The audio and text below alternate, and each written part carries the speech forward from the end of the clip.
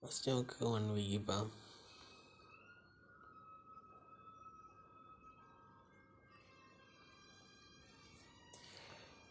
Week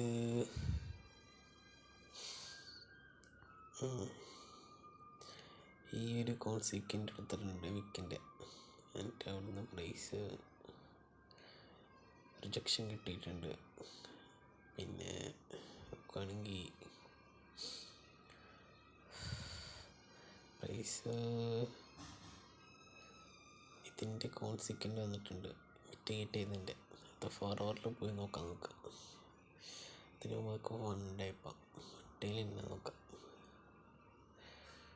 1 ഡേയിൽ പ്രത്യേകിച്ചൊന്നുമില്ല.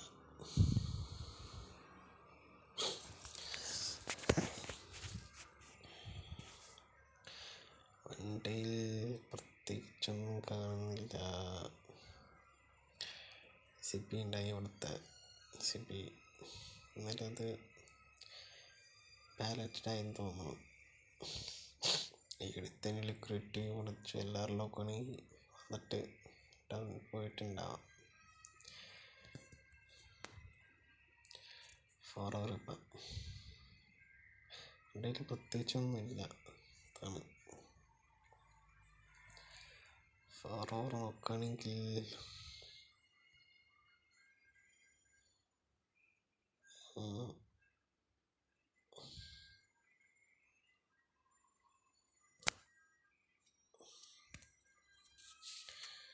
ഇതിൻ്റെ കോൺസിക്വൻ്റ് നോക്കാം. ഇതിൻ്റെ ഡീലിംഗ് റേഞ്ച് നോക്കാം. കോൺസിക്വൻ്റുള്ള ഡീലിംഗ് റേഞ്ച് പ്രൈസ് റിജക്ഷൻ കിട്ടിയിട്ടുണ്ട്. ഇതിൻ്റെ ലോ എടുത്തിട്ടില്ല.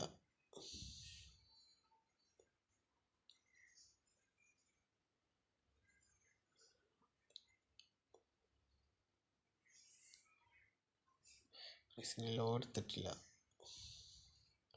ഈ ലിക്വിഡിറ്റി എടുത്തതിൻ്റെ ഇത് കോൺസിക്വൻ്റിൽ വന്നിട്ട് ഒരു കണ്ടീഷൻ വന്നിട്ട് ഒരു ഓർഡർ ബുക്ക് ഉണ്ട്, അതെടുത്തിട്ടുണ്ട്. അതെടുത്തിട്ട് താഴത്തേക്ക് റിയാക്ഷൻ കിട്ടി.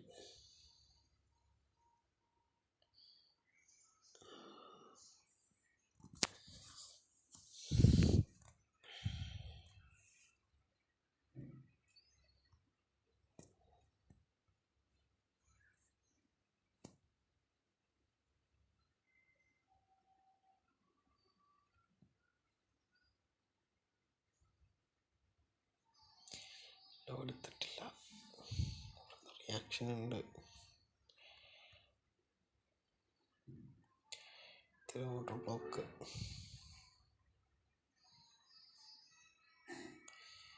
Mitigated high. ഇതൊക്കെ നല്ല വാല്യൂ ഉള്ള ഹൈ. 21 ആ ടൈമിലുള്ള ഹൈ.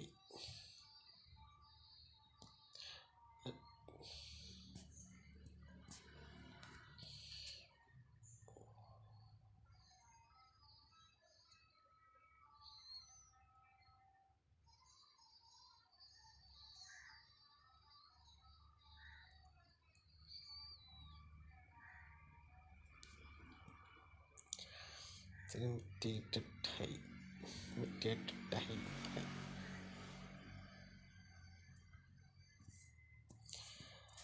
സിബി എടുത്തിട്ടുണ്ട്. മിറ്റിഗേറ്റഡ് ഹൈ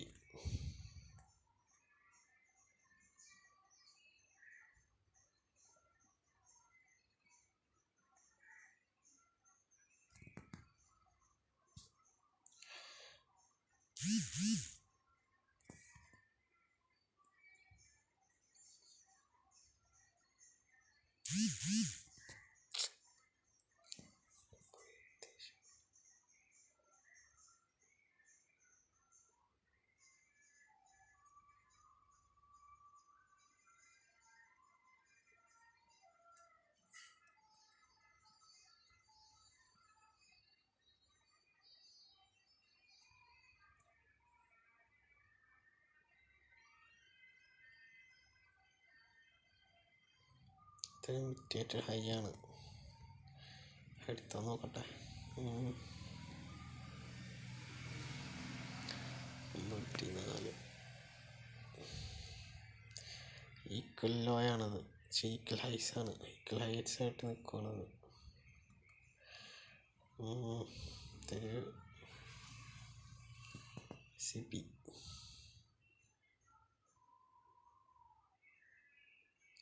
ഇത് ക്ലോസ് ആവുമോ നോക്കാം, ഇൻവെർട്ട് ആവുമോ നോക്കാം. അതിന് 21 മിനിറ്റ് കൂടെ ഉണ്ട് ഇൻവെർട്ട് ആവോ അല്ലയോ എന്ന് അറിയാൻ വേണ്ടി. സമയമുണ്ട് 5 മിനിറ്റ്സ് ഇപ്പം 50 മിനിറ്റ്സ് ഇപ്പം 15 മിനിറ്റ്സിൽ വേണ്ടി കിട്ടില്ല ഒന്നുമില്ല. ഇത് മിറ്റിയിട്ടാണ്, പിന്നെ ഇത് രക്ഷം ബ്ലോക്കായിട്ട് എടുക്കാം. 50 മിനിറ്റ്സിൽ ഒരു ഗെയിം കാണുന്നുണ്ട് ഞാൻ. ഇതൊരു റിജക്ഷൻ ബ്ലോക്ക് ഉണ്ട്.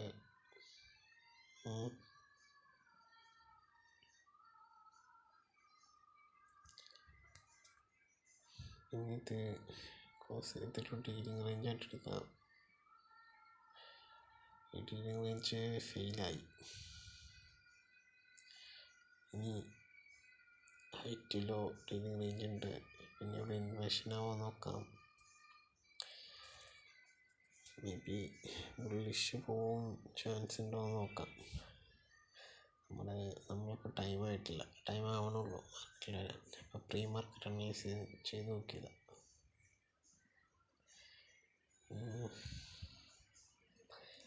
എനിക്ക് ഇതിൽ ഐഡിയയും കിട്ടിയിട്ടൊന്നുമില്ല. ഐഡിയ കിട്ടിയിട്ട് ട്രേഡ് എടുക്കുക, സ്റ്റോറി കിട്ടിയിട്ട് ട്രേഡ് എടുക്കാവും. ആ സ്റ്റോറി കിട്ടണമെങ്കിൽ പയ്യെ അനലൈസ് ചെയ്ത് ചെയ്താൽ മതി, ഒരു ധൃതിയില്ല. പയ്യെ അനലൈസ് ചെയ്യുക. നമ്മൾ എടുക്കുന്ന ലിക്വിഡിറ്റിന്ന് റിയാക്ഷൻ നോക്കുക, നല്ല റിയാക്ഷൻസ് ഫൈൻഡ് ഔട്ട് ചെയ്യാൻ പഠിക്കണം. നല്ല രീതിയിൽ റിയാക്ഷൻ ഫൈൻഡ് ഔട്ട് ചെയ്യാൻ പഠിക്കുക, സ്റ്റോറി ചെയ്തോടെ ഉണ്ടാക്കുക. അത്ര ഉള്ളൂ ക്ലീൻ. നമുക്ക് ഇത്ര സ്റ്റോറി അനലൈസ് ചെയ്ത് വെച്ചിട്ടുണ്ട്, പറഞ്ഞത് മനസ്സിലായി തോന്നണം. ഇത് മാർക്ക് ചെയ്തിരിക്കുന്ന ഒരു വിക്ക് കോൺസിക്വൻ്റിന്ന് കൊടുന്ന് പോയിട്ടുണ്ട്. അതിന് താഴെ വന്നിട്ടുണ്ട് പൈസ. പക്ഷേ റിയാക്ഷൻ കിട്ടിയ നല്ല റിയാക്ഷൻ കിട്ടിയിട്ടുണ്ട്.